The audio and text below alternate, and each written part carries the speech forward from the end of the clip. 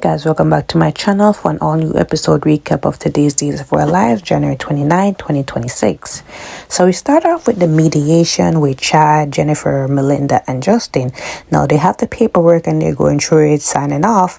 Melinda draws Chad to the side and said, look, it's a bad idea. At the end of the day, you shouldn't live your life based on how Thomas is going to react. Like, I think it's going to backfire in the long run. So he said, as I told you before, I'm going through with it. I'm happy with the decision. Let's do it. So he said, okay, cool. So after they signed it, Jennifer and Chad talk, and Jennifer is happy that everything is back on track and, they need to repair the relationship. And I'm saying part of why you guys' relationship fall is because you were unhappy with his decision to see Kat, right?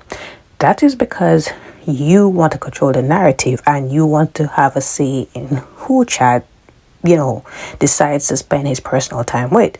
Now, she's gonna, offer a backhanded statement and say, I do really want you to be happy. I want you to find love. You deserve it. And I'm saying he was finding love with Kat.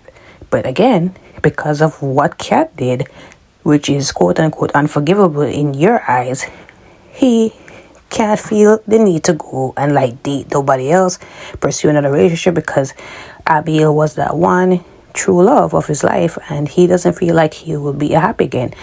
Honestly, Chad, I beg to differ, but I understand when you're with somebody for that long period and they die, you don't feel like to move on. But like Chad, you're still young. Not even, it doesn't even matter about age. Like, you still have an opportunity to move on with your life. And Abigail will want to see you happy as well.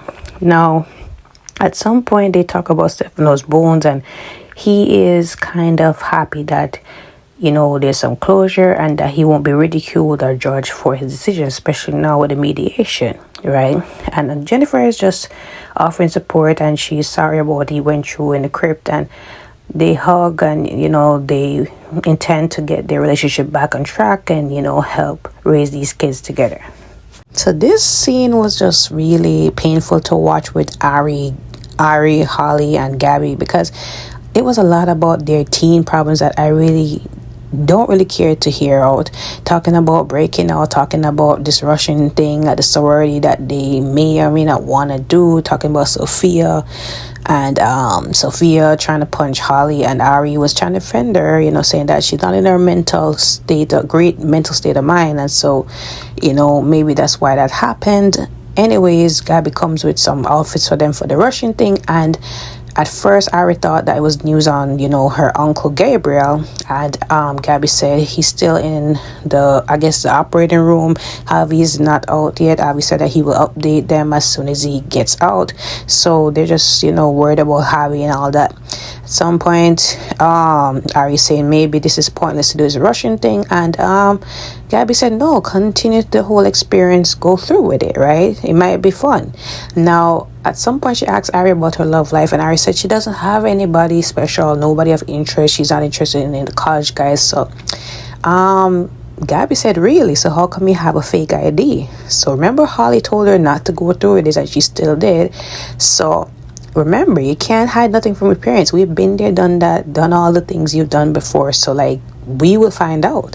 So Ari said, what are you going to do, ground me? So she said, I thought about that, but you're of age now, and I've done that before. But all I can say to you is just be careful. I'd be a hypocrite to tell you not to do it, but just be careful, be a lot smarter, right? So she said, I promise you I will. Now, they also had outfits for internships, and she's proud of them, and that was really it. Nothing more to this scene. Now, this scene was kind of hilarious yet corny, because we know Bonnie to be that way. So Johnny comes over to talk business, because she was surprised to see him over there at the Kiriakis mansion, but he came over talking about her novel that Titan passed over because, again, they do not have the resources or infrastructure to support both hers and Stephanie's. So Johnny said that he wanted to take a crack at it, read it, and see if, he wants to pass it over to the publishing division of the Mirror. So Bonnie is excited. Bonnie is hoping, and not even hoping, Bonnie is already enthusiastic about it, that it will be a bestseller. It will do well at the Mirror. And she hugs Johnny, and then she went over to find one of her quote-unquote marketing tools, which is this pink handcuffs you see on this, right? So she's trying to talk about how it will get people in the mood and it will get people to read, and Johnny's just uncomfortable throughout this whole thing. I'm saying, like, Bonnie has no filter at all, right? So she said, you'll get back to me when you sign off. So he said, look, I'm not giving you no promises. I have to read it. I read fast and I'll get back to you, right? She tells Justin, and she put the cart before the horse and said, okay, it's a done deal. She has her novel over the Mirror, and he said, look, I gotta read it. I gotta see if it's worthwhile, and I'll let you know. So Justin is also surprised by everything as well, and they're both talking about this handcuff in front of Johnny, and Johnny is like, yeah, I need to go. Now Justin is happy that this is happening for Bonnie, and he said he did get a chance to read the novel. She was a little bit upset that, Kyriakis, I guess they didn't come together and support her novel and all that. He said, look, as much as I would want to agree with you, it is just business, and, they do not have the same resources as the Mirror. So hopefully, it will get through. And she said she does not hope about it. She knows it will go through, and when it does, it will be on the bestsellers list at Julie's bookstore, and that's when, Justin will be able to read it, right? Then they talk about, the mediation and that it went well. He was going to file it with the court, and then Bonnie, tried to distract him with this handcuff thing. I'm not even going to stay long on this scene. Now, surprisingly, Chanel comes over to visit Sophia just to really check in on her and tell her what's been going on with Trey, because it's been a while since Sophia got caught up with everything that's happening with her baby, and they even have a new name. So she was surprised at that as well. Now Chanel tries to be empathetic and tries to talk to her and say that she's sorry about a lot of things, and how everything got how everything really went down in the end.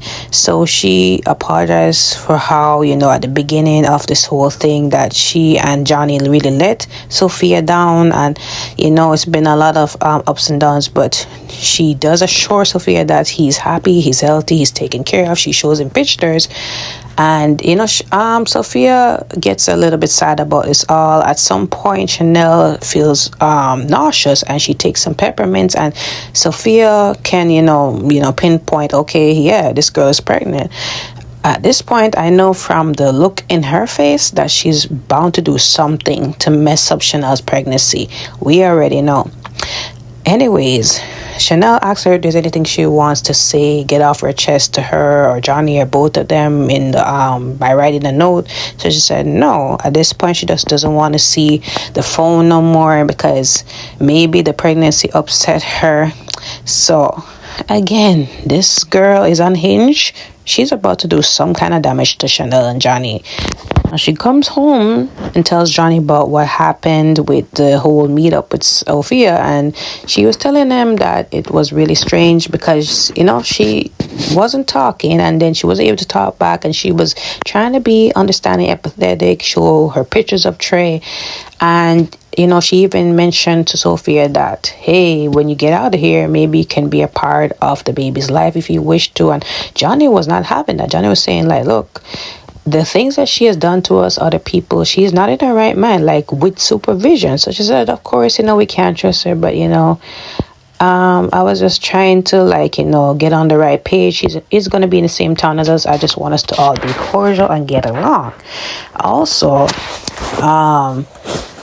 he was not even, okay with her apologizing, because again, Sophia did some, messed up things to them, messed up the whole adoption process in the beginning as well, too.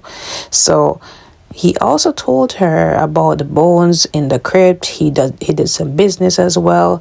He discovered the bones in the crypt and they were belonging to his grandfather. So she started to hear that, and he said he thought about his father and he must be going through it right now. He wanted to reach out to him, and Chanel was like, absolutely not. It's just going to cause more harm than good. And I'm saying, Chanel, you can't dictate the type of relationship he needs to have with his father. Yes, you're trying to be protected, but they let him deal with his own relationship with his father. Like, if he wants to reach out, support him. It's just reaching out. It's nothing more, nothing less. Like, I'm sick and tired of her trying to control this man and his relationship with his own family. At the end of the day, Johnny needs to stand up. Like, don't let Chanel dictate those kind of things for you. Now, Melinda came over to see Sophia because remember, Sophia texted Melinda wanting to see her. So she apologized for, being caught up. And she's asking Sophia, like, hey, what is it? What do you, want my help for? You can write on the notes. So she said, absolutely not. I'm talking. So she's surprised to hear Sophia talking.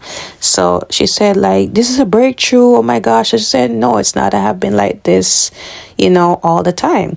So she said, why haven't you told nobody? So she said, why? Because I really don't want to see, I don't want people to know what I'm up to, what I'm planning or plotting. So she said, really, Sophia, we back at this BS again?